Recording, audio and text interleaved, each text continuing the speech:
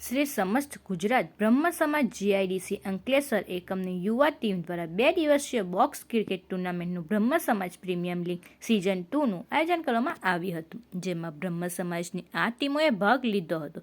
ટીમમાં સમાજની દીકરીઓ પણ ખેલાડી તરીકે રમીને દીકરી દીકરાઓએ એક સમાનનો સંદેશો સમાજ દ્વારા પાઠવ્યો હતો.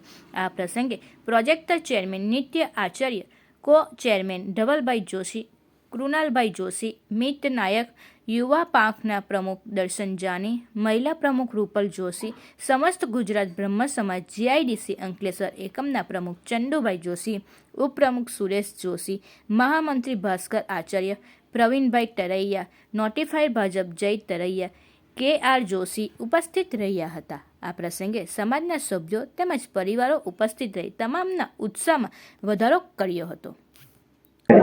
હર હર મહાદેવ મિત્રો, અમે શ્રી સમસ્ત ગુજરાત બ્રહ્મ સમાજ જીઆઈડીસી અંકલેશ્વર દ્વારા પ્રીમિયમ બોક્સ ક્રિકેટ 2 નું આયોજન કરવામાં આવ્યું છે, જે 28 અને 29 માર્ચ 2 દિવસ રહેશે, જેનો સમય રહેશે બપોરના 3 વાગ્યાથી લઈને અને યોગી એસ્ટેટ ટર્ફ ગ્રાઉન્ડમાં એનું આયોજિત કરવામાં આવ્યું છે.